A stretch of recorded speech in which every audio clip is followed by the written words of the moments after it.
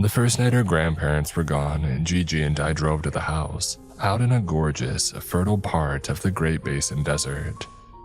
We followed the narrow road weaving between dunes until we came to the end of the pavement.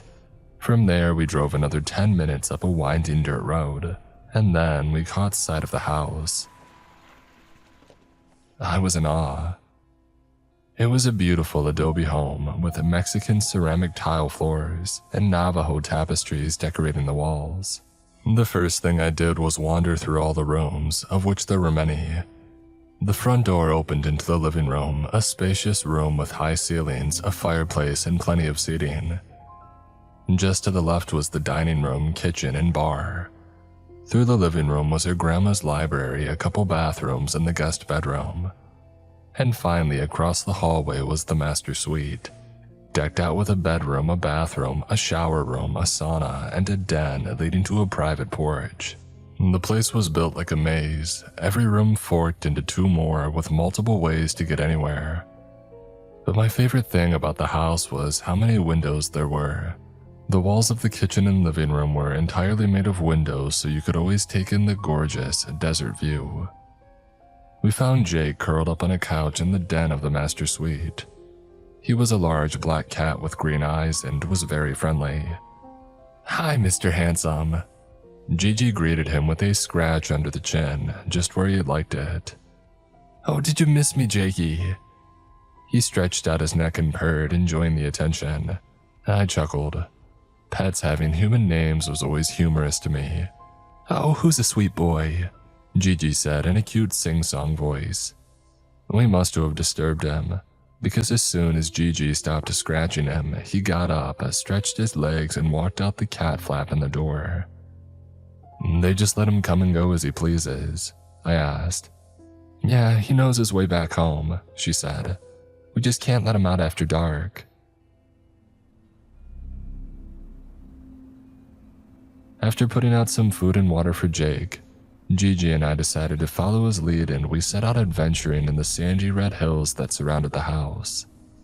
Being an experienced hiker, Gigi had a path she liked to walk in the early mornings when she stayed out here. She guided me through the washes and ravines, and we talked and admired the beauty. We were about 20 minutes away from the house. I didn't know whose property we were on, but we had surely crossed out of Gigi's grandparents by now. After a few more minutes of walking, once all the houses were out of sight, Gigi started climbing up a hill. "Up here," she said. "This'll be perfect." The sun was just starting to set over the western mountains.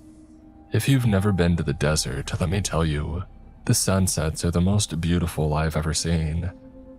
The sky turns into a painting palette, red, orange, pink, purple, and blue, fading to black as you look east, with millions of bright stars speckling the void.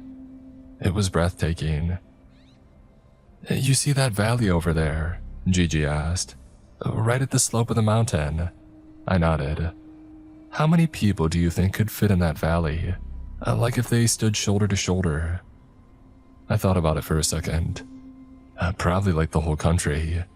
"What?" she exclaimed. "You know that's like 350 million people, right?" "Yeah, but people are what, 2 feet wide on average," I reasoned, "and probably less than a foot deep. If everybody got crammed in, I think we could hit it. Shit, we could maybe do all of North America." And Gigi wasn't having any of it. "You had to retake algebra. There's no way I'm trusting your math." "Algebra isn't real math, it's a puzzle with numbers, and I suck at puzzles."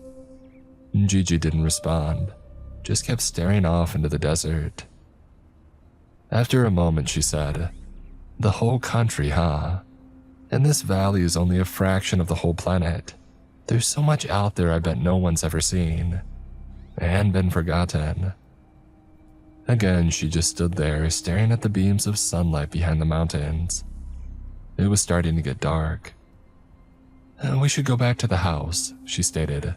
"The coyotes are going to come out soon." We were on our way back to the house. The sun had completely set now and darkness crept in fast. About halfway there, I felt the hairs raise on my arms. I got chills. It was a strange feeling. I hadn't heard anything unusual, but my brain was screaming at me, "You're being watched." Before I could say anything, Gigi turned around and stared behind me. "I think there's something following us," she said softly. She felt it too. "Stay quiet, but act calm." I wanted to start booking it back to the house. Gigi had to tell me that that's a bad idea. "You don't run from predators," she said. "Right now it's just curious, but the second you start running, you become prey." And so we walked. The minutes felt longer at night. The feeling of being watched grew stronger with every step, like it was getting closer, surrounding me. A chill wind blew through the air, soft as a whisper. "Gigi." Dread opened its eyes. "Did you hear that?" My voice trembled. Every inch of my body went cold. It was 70 degrees, yet the wind cut to the bone. Strange for October. "I didn't hear anything," Gigi insisted, but there was fear in her voice. "We're almost there. Keep going, slowly. Don't look back." "Keep going, slowly. Don't look back." I kept repeating it to myself. It became my mantra. We were walking up the last hill now. My heart was pounding. I don't know what was following us, but it wasn't just a coyote. "Keep going slowly and don't look back." The sand was loose beneath my feet. I prayed I wouldn't slip. If I fell backwards, the night would consume me. I knew it. Keep going slowly. Don't look back. Finally, we were peaking the last hill. Once at the top, under the light of the porch lamps, I turned around and looked. But there was nothing there. I had to laugh at myself. My mind had tricked me, let paranoia run rampant. It was only a coyote, I'm sure, if it was anything at all. Gigi and I walked into the refuge of the kitchen through the sliding glass door. In an instant, the warmth returned to my body, and a feeling of safety washed over me. We looked at each other, sharing a moment of peace, and then we started laughing. "And no more night hikes," we agreed, happy to shrug the whole thing off. While we stood there laughing at each other, I couldn't help but admire how beautiful she was. Her long curly black hair, brown almond-shaped eyes, and freckled brown skin. Seeing her laugh and smile made me feel safe. Maybe it was the adrenaline still pumping, but she never looked more beautiful to me. "You want a drink?" she asked. That was exactly what I needed. Perfect opportunity to check out the in-home bar, I thought, but Gigi declared those bottles off limits. "Oh, that's the expensive stuff. They'll notice if it goes missing," she explained. "My grandma used to keep some in the library though. I'll see if it's still there." And she walked around the corner. I went to the den to check on Jake, but he wasn't on the couch. He wasn't in the living room or the kitchen either. Probably not a big deal. Cats have places they like to hide, and this was a huge house. Plenty of spots to choose from. Still, it had been a while since we last saw him. I figured I should let Gigi know. But upon entering the grand library, I instantly forgot what I went there for. Enormous floor-to-ceiling bookshelves built into the walls, lining the entire room filled left to right. No space was left unoccupied. There must have been 1,000 books in this room. I walked right past Gigi as she searched a cabinet to look at the selection. Many of the books were about the Navajo people, about their traditions and beliefs, and about their superstitions. One in particular caught my eye, a book about Yi Naudalushi, or skinwalkers, shapeshifters in Navajo folklore. I picked it up and opened it. Half the text was in another language, and what was in English was analyzing the parts I couldn't read. I kept turning until I came to a picture of a frightening mythical creature, unlike any that I had ever seen. Like a feathered wolf with antlers and human eyes. Quite an unsettling drawing. "Aha!" I heard Gigi exclaim. From deep in the cabinet, she pulled out a perfectly cheap bottle of Bacardi. This won't be missed. Had probably been forgotten about. She walked over and noticed what I was reading and visibly cringed. Put that away. I have nightmares about that book. You've read this? I was surprised. Gigi wasn't superstitious or all that into Navajo culture like her grandma. Never mind that most of the book was incomprehensible. Oh, that and all the stories that grandma writes. She's really into skinwalkers. I didn't know your grandma's a writer. Oh, she's not so much a writer as, like she claims that they're real stories. Yeah, but that's part of writing ghost stories. You don't start off by saying this is totally made up. No, I'm not kidding. She actually believes this stuff. Gigi opened a small drawer under grandma's desk. Check it out. It was an old Colt Peacemaker. Gigi reached into the drawer going for the gun, I thought, but her hand moved right past it and grabbed the box next to it instead. She lifted the lid. Inside was full of bullets. As she hand-loaded these, there's a pocket of ash inside, which is one of the only things that can hurt a skinwalker, according to her. Can it kill one? The only way to kill a skinwalker is to call it by its human name. I know it sounds stupid, but Gigi saying the words human name is what reminded me of Jake. Have you seen the cat since we've been back? I asked. Oh, good call. She set the bullets and the alcohol down on the desk and headed to the master suite. Jake, she called out while walking through the bedroom. No response. We entered the den where we last saw him. No sign of the cat. His food and water hadn't been touched either. And then I looked over at the cat flap in the door and remembered Jake leaving through it hours earlier. Gigi and I looked at each other, and I could tell that we were thinking the same thing. Ah, shit, this is so bad, she was saying while opening the door to the porch. This is bad, this is really bad. She turned on the porch light and looked around frantically. Jake, she called out. Jake, where are you? I thought you said you knew to come home after dark. I knew it wasn't helpful, but I said it anyway. He does normally. That's why this is bad. Jake! She stepped further out the door using the flashlight on her phone. Will you go check the garage? She asked me. He likes to hang out there sometimes. I'm gonna look over here. I said I would and set off toward the kitchen. Now mind you, the garage isn't connected to the house. It's a detached garage about 10 yards away on the property. I was still a little paranoid about what Gigi and I felt out in the desert earlier, but I shook it off and I walked through the kitchen door and all 10 yards to the garage. Once outside, I flipped on the light and began searching. He wasn't under Gigi's grandpa's truck, behind the freezer, or in the tool cabinet. I double-checked, triple-checked every spot that he could be. I had looked everywhere and there was no sign of a cat. All I could do was put my hands on my head, take a deep breath, and prepare to give Gigi the bad news. I turned the lights off and I was about to step out when I heard what sounded like a soft exhale behind me.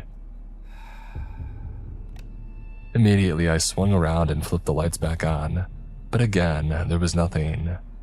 Actually, there was something. Well, kind of.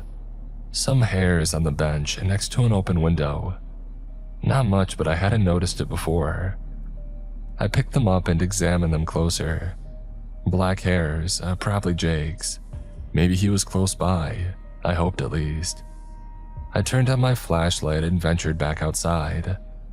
Jake, I called into the night. Are you around here, buddy? I moved slowly, deliberately, shining my flashlight all about, making sure that I didn't miss an inch. Jake! And then I heard something move in the sagebrush nearby. Jake? I said in a friendly voice. Here, kitty kitty. I had my light shining down on the bush, only about 10 feet away. I could see the branches twitching and something furry moving inside it. I was sure that it was Jake, but the leaves and twigs were casting shadows and I couldn't see him clearly. Come here, boy. and then the animal emerged from the bush. What it was, I couldn't say, but it wasn't Jake. For a second, I thought it might be a coyote, but this animal was much too large. It looked almost like a dog except for its legs, which were long and skinny and cloven like a goat's. It looked at me with very unusual eyes, closed set and expressive like a person's. It exhaled and I felt myself tremble. I thought of what Gigi said about not running from predators, so I started calmly backing up towards the house, not even turning my back. It slowly inched towards me as I moved, keeping its gaze on me the entire time. I was getting more and more unnerved the longer it looked at me. Dread opened its eyes. "Stop looking at me," I whimpered, continuing my slow retreat. I was starting to sweat now. My tremble had turned into a full shiver. Something about this animal was not right, not natural. I didn't like the way that it was looking at me. It was making me feel crazy, hysterical, like it was putting me under a spell. "Stop looking at me," I tried to command it. It exhaled again, almost like a laugh. I just kept backing up. The light from the porch was getting brighter. I kept thinking I should be there any second, just a few more steps, but with every step I took, the beast took one too. Never getting closer, never letting me get too far away, always within its grasp, like clay in its hands. Its eyes reminded me. Those eyes. I felt like I was going mad looking into them. They were black at first, weren't they? I had to ask myself because now they were a deep earthly brown, so familiar looking. Finally, I took one more step back and I felt my hand touch the door handle. I slid open the glass door and got inside as fast as I could, locking it behind me. The animal walked right up to the house, continued staring at me through the glass. But the glass wouldn't stop it, I was sure. The way it looked at me, I knew nothing could stop this beast. It was determined, and it would have me. It would break through the walls and drag me out into the night, never to be seen again. It exhaled again and fogged up the window, and then turned around and walked back into the darkness. As it left, I felt myself return to normal. Dread went to sleep. Senses came back to me. I could taste my mouth again, feel my skin, hear the blood flow in my head. My whole body had been buzzing, but it was quieting down now, like the spell was wearing off. And then I remembered about Jake. Shit. I walked back to the master suite, knowing that I would have to tell Gigi the worst case scenario. Jake was nowhere to be found, and there was a menacing predator looking about. The porch door was open when I entered the den. Gigi was outside, still calling for Jake. I walked to the doorway. "Gigi," I called out. She flew back to the house, eyes wide and desperate. "Did you find him? Was he out there?" I wanted to tell her about the creature, but looking in her eyes made the feeling of danger wash away. Her deep brown eyes. What was I thinking before? Had I gone mad? It was just some weird, malnourished wolf of a breed that I had never seen. Why was I so affected by its stare? Why did it fill me with such dread? I had to laugh at myself. "What's so funny?" She was scowling at me. I forgot that we were still in a different kind of crisis. I needed to apologize and tell her that I hadn't found Jake, but before I could, we heard a distant sound. A meow. We ran out from the master suite to see Jake sitting in the porch light outside the kitchen door, right where the creature just was a few moments ago. "You little," Gigi chastised him, sliding open the door and letting him inside. He brushed his head against her shins and meowed at her. She picked him up with a big sigh of relief. "We'll have to lock the cat flap so you don't run off again." And Gigi and I looked at each other and started laughing again. "Why does shit like this keep happening?" I said. "I don't know, but let's have that drink." We took a couple of shots to celebrate a job well done. Back in the den, Gigi and I found ourselves making out on the couch. Jake was sitting next to us purring and the TV was on. The worries of earlier were a distant memory. Everything was back to normal. Until we heard the swinging of the cat flap in the door. Crap, we never locked it, and he got outside again. Gigi and I both got up instantly, ready to search for Jake a second time. He couldn't have gotten that far. We'll just pick him up, put him back inside, and actually remember to lock the flap this time.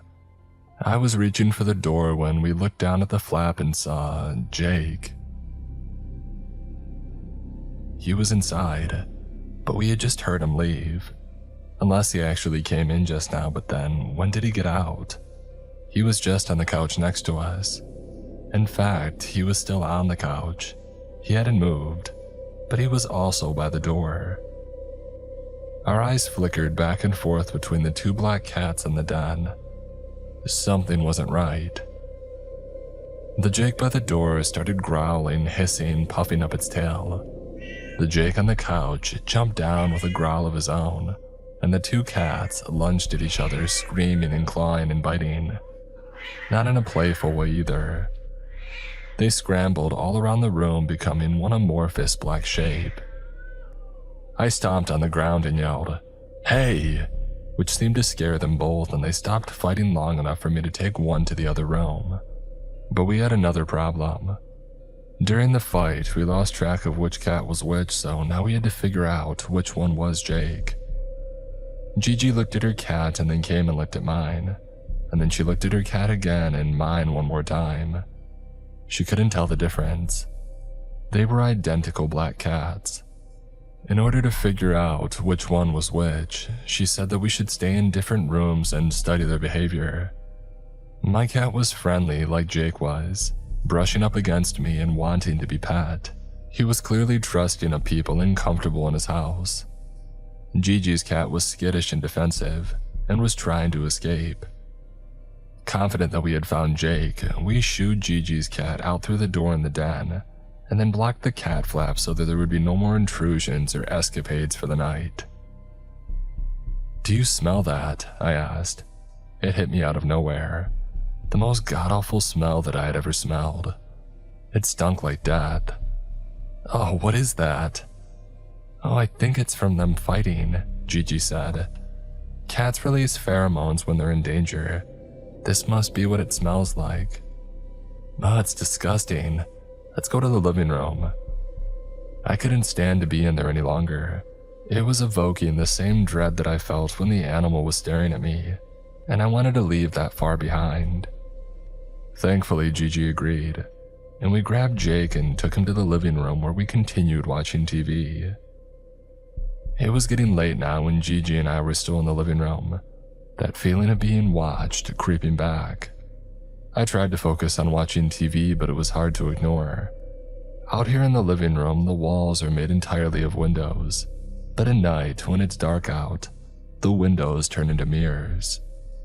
You can't see out, but whatever is out can see in. Dread opened its eyes. The animal was back. I could feel it. It was standing right outside and staring at me. I knew that it was. The feeling was unmistakable. I couldn't see it, but it was right there, just on the other side of the glass, so close that the window would fog up if it exhaled again. Something moved next to me. I flinched, but it was only Gigi getting up. "What happened?" She laughed at me. "I'm just feeling uneasy. Do your grandparents not have any curtains?" I asked. She shook her head. "You have that feeling again." I nodded. "Well, I'm gonna go take a shower, maybe go in the guest room and sit on your phone while I'm gone." It was a good idea. There was only one window in there and it had a curtain. So as Gigi went to the master suite to shower, I went the opposite way. I never got to the guest room though, as on the way there I walked past the library. The Peacemaker was still out on the desk next to that book. Something compelled me, so I opened it back up to the unsettling picture I saw earlier. I felt a cold breeze like dread breathing down my neck. I turned the page. The English contents talked about the abilities of the Skinwalker. They are tricksters, cunning, and manipulative. Not only are they shapeshifters, but witches also, and immortal, thrice cursed. Their magic can bewitch the heart, sending their prey into a state of hopeless dread, or a false sense of safety, like a siren song. The water to the shower turned on, but then right after, Gigi walked out of the room. "Hey, will you do me a big favor?" she had asked. "Will you go and get me a towel?" I set the book down on the desk. "Yeah, where are they?" "In the den." "What?" "That's right next to you, just go get one." "Oh, please, it smells so gross, I don't want to go in there." I stood my ground. "Just plug your nose, I believe in you." She scrunched up her face into a cute, jokingly angry expression and walked off. I giggled at that. She was adorable, and I looked back down at the desk, and this time my attention was drawn to the revolver. It was heavier than I thought it would be. I checked the rounds. All 6 were loaded. I raised it up and I aimed it at myself in the mirror. "You feeling lucky?" I asked myself. And then I heard Gigi call out from the shower. "Hey." "What's up?" I shouted back. In a sultry voice, she said, "Come join me."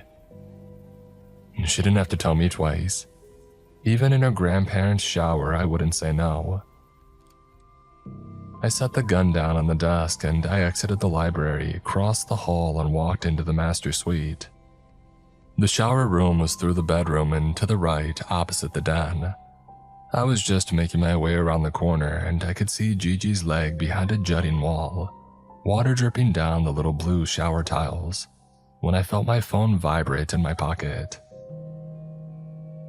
It was a text from Gigi. "Wait," it said. It caught me completely off guard. I glanced back at Gigi's leg in the shower. I was about to say something to her when I got another text. "Don't go in there." What the hell? Did she have her phone in the shower? Why was she texting me when we were just speaking to each other? Why did she say there and not here? I was so confused. It felt like a puzzle, and I suck at puzzles.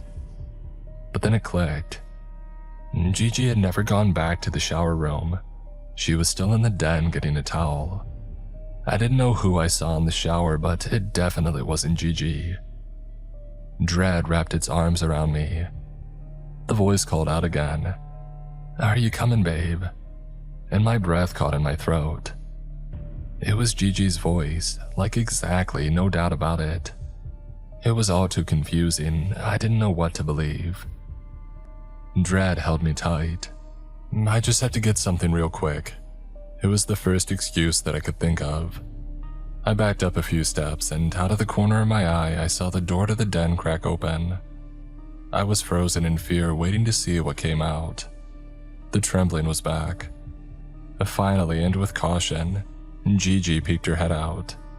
She was terrified, her skin colorless and her eyes wide. My phone vibrated again.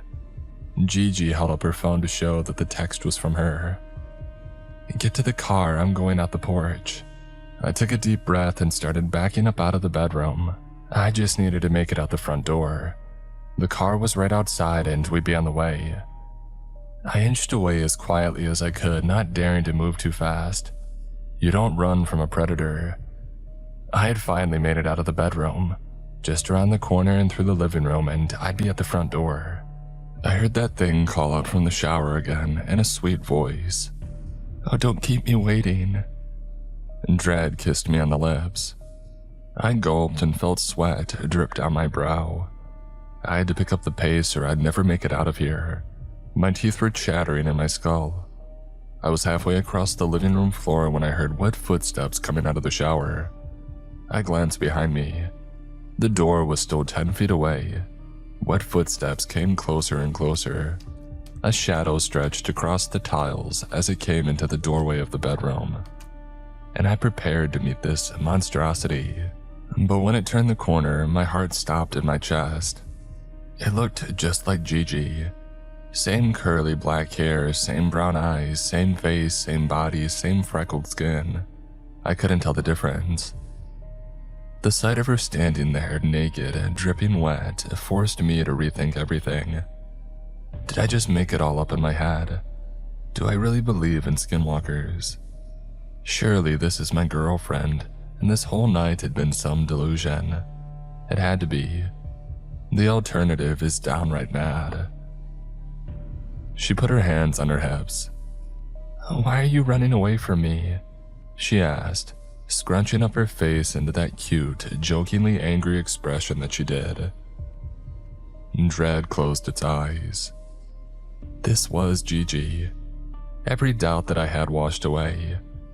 Even if you could imitate every freckle and curve, mimic expression down to the tiniest detail, you couldn't fake personality. Not like this. My guard was down and I was about to join my girlfriend in the shower when the front door opened behind me. It was Gigi. Her jaw dropped when she saw herself naked standing across the room. "We need to get out of here right now," she whispered to me, leading out the front door. "Babe, what is that thing?" Gigi asked, trying to cover her body. I looked at one and then the other and then back again. Identical. Both terrified of the other, I didn't know what to do. Behind me across the hall was the library. The peacemaker should still be on the desk, fully loaded. I turned around and booked it as fast as I could. Both Gigi's ran after me, but I was able to get the gun and cock the hammer and have it pointed through the door at them before either got too close. "Shoot her, babe," the wet one said. "No, I'm Gigi, I'm your girlfriend," the dry one protested. "She was gonna lure you into the shower and kill you." "She's a skinwalker," the wet one proclaimed. "They're liars, babe, don't listen to her. She was trying to lure you away from me. What do you think she was gonna do once she got you outside?" I didn't know who to believe. I pointed the gun at the dry one. "No, wait." Dry Gigi pulled her phone out. "I was texting you. You have my number saved. This is proof. Now shoot her. She stole my phone while I was in the shower. It doesn't prove anything. Please don't listen to her." Dry Gigi sighed, not knowing what to say to convince me. "Listen, if you shoot me, I'm gonna die. It's not enough to kill a skinwalker, but it'll kill me. I only ask, once you see that I'm dead, that you shoot her too and run away while you still have the chance." Surprisingly, the dread was absent, but I did feel an odd sense of safety. The monster was feeding me comfort now, disarming me, I tried to think. I pointed my gun at the wet one. "Where did we meet?" "A school," she said without hesitation. "Well, that's too easy," the dry one protested. "She could have known that through conversations that we've had." I pointed my gun at her next. "Whose class did we meet in?" "We had two together, Mr. Dale and Mrs. Brody." The dry one was confident. I pointed my gun back at the wet one. "She's a witch. She can read your mind." "That's not true," the dry one protested. "Skinwalkers can't read your mind. All they can do is deceive you." Two sets of identical brown eyes stared at me, pleading with me. The comfort being exerted on me made it hard to think clearly. I had to go with my gut. The gun was pointed at the wet one. I took a breath and I raised my finger to the trigger, but as soon as I touched the metal, the wet one darted back into the master suite. Not wasting any time, Gigi grabbed my hand and yanked me toward the front door. "Come on, let's go," she yelled. But as we were about to grab the handle, the wet one flew out of the den. We ducked down and let it crash into the wooden door above us, and then ran back to the library and shut the door. We looked at each other, horrified and out of breath. "What are we gonna do?" I whispered to Gigi. Wet footsteps slowly made their way closer to us, stopping just on the other side of the door. "Here, kitty kitty," it said in a voice unrecognizable. Dread licked its lips. Gigi pointed to the other door on the back side of the library. "That goes to a bathroom, and then down the hall is the guest room. We can leave out the window." I leaned up against the wall as we opened the door to our exit, peeking through the crack before moving forward. Once we had cleared the bathroom, we had to go through another door to the hallway. I aimed my gun out the crack as Gigi slowly opened it. All clear. I went first into the hallway, but as Gigi came behind me, the door creaked slightly. We both froze, listening. Wet footsteps. A shadow crept up from behind the corner ahead. Dread drew its breath. I dodged left into the guest room and hid behind the door. Gigi went right into the laundry room. I looked over at the window. There it was, the escape. I was so close to it, but I couldn't leave without Gigi. I had to get to the laundry room. The creature came walking down the hallway. My gun was pointed at the door, as steady as a trembling hand could aim. 1 step, 2 steps, 3 steps came down the hallway, but never seemed to pass. Dread bared its fangs. With each step, my chest beat harder and harder. I put a hand over my mouth to quiet my breathing. Finally, the footsteps passed me by, walking down the hall toward the library. Once it was several paces away, I silently peeked out the door.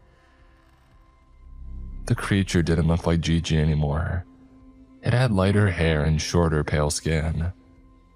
With its back to me, I quietly shuffled across the hall into the laundry room. It didn't seem to hear me.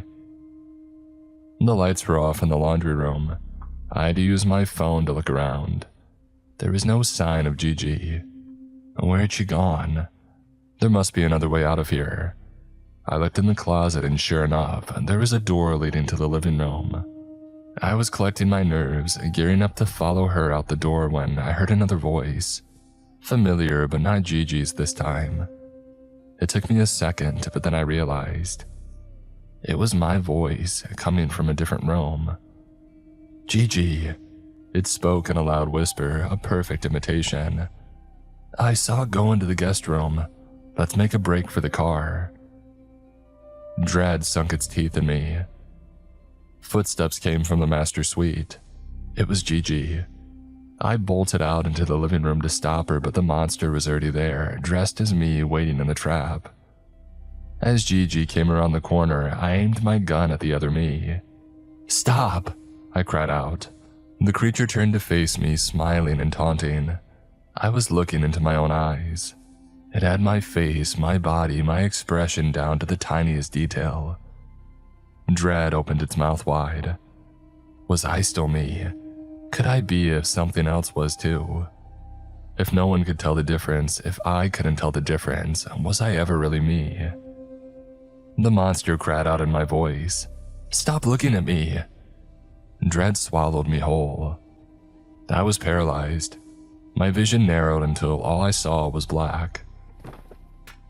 I fell back to the floor, dropping the gun. I couldn't even crawl away as it walked up to me. Only as it approached me, it became Gigi again. A light glowed behind her. She was the only thing that I could see. She leaned over and stretched out her hand. I'm offering you peace. Won't you take it? Her smile pierced through me, and just like that, the dread washed away again, and serenity took its place. Something in me changed. I finally understood. If I was going to die, I should feel at peace about it. The creature wasn't offering me comfort. There's bliss in accepting the lie. Yes, she assured me. Don't fight anymore. You can rest now. I let her take my hand. She lifted me up off the floor and looked at me. Those eyes, her brown eyes, they welcomed me. I felt myself on the brink of passing over to somewhere else. The feeling of bliss was overwhelming and all-encompassing, but creeping up behind it, I felt an itch, a strong itch, strong and deep down to the bone.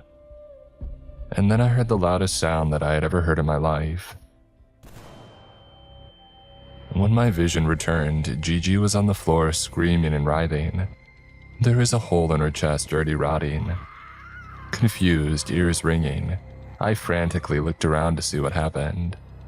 Standing by the front door was Gigi, trembling, white knuckles gripped around the peacemaker, a thin flume of smoke billowing from the barrel. The creature struggled in agony on the floor, Its skin turned to feathers and then to wool and then to fur. It stumbled to its feet, walking on all four paws that suddenly became hooves. Each time it turned into something recognizable, it changed again, almost shimmering. Antlers started to grow in its head, and one last cry of pain. It broke through the glass of the kitchen door and ran off into the darkness. I thought I would feel relief, but as the creature disappeared, so did the peaceful serenity. It left me feeling hollow, save for the itch. Gigi looked at me and started crying. I couldn't cry. I had felt so much so intensely to be free of it now, it felt like its own death. I couldn't feel relief or joy or fear or pain, just an itch. Am I dead? I managed to ask. Gigi shook her head, sobbing. I couldn't understand why she was crying. Hey, it's all right, I said. It won't be coming back. I was so drained, all I could think to do was comfort her. Let's go home, we don't have to be here anymore. She put her face in her hands and sobbed. We can't go home, she said. What do you mean, why not? It marked you. It marked me. I looked down at my hand, the one that itched. It was turning dark, like I was frostbitten. My fingers felt rigid. I tried to curl them, but they stayed stiff. The itch was unbearable. I scratched it with my other hand, and to my horror, my rotten flesh peeled away, revealing long black talons. There it was again. Dread opened its eyes. Well, what do we do? I asked. It only made her cry harder. I inched toward her, but she backed away, terrified. Gigi, what do we do? She shook her head, and I gulped. Dread drew its breath. Cut it off. The words just came out, I didn't even think about them. What? We'll get a knife and cut it off before it spreads. Through tears, she cried. It's not like that. It's not like that. The words echoed off the glass walls and high ceilings. I fell back to the ground once more, knowing this desert would be my home forever. Dread lovingly embraced me. My face felt different now. I looked at the window to see my reflection. My nose and mouth were turning into a beak. I tried to cry and I screamed for Gigi to run away, but I couldn't make words. I squawked. Dread. It was all-consuming. I couldn't take it anymore. I wouldn't end up like that horrid creature, doomed to roam the desert, immortal, thrice cursed. You know my name, I tried to say, but the words wouldn't come out. Dread laughed at me. Say my name, I tried again. Gigi steadied her breathing. I don't know how, but I think she knew what I meant. She pointed the gun at me and pulled the trigger. My shoulder exploded. Bone fragments shot through me, and the force knocked me across the floor. The pain was like nothing that I had ever known. Like my blood had turned to acid and was melting through my tissue. Black smoke rose from the wound, already festering. Dread opened its mouth wide. I screamed. We had become one. I was crawling towards Gigi, snarling at her and baring my teeth. She stepped away, horrified. I almost felt ashamed, but the dread wouldn't let me. I was its puppet. Dread wore my skin. Gigi shot again, this time in my leg. The bone breaking was excruciating, but it stopped me from crawling. I laid there screaming, blood leaking out of me as my body tried to transform. Say my name, I screamed at Gigi, hoping that she would understand. She raised the gun again. Patrick, I heard her say. I never felt the third shot. Dread was all that remained.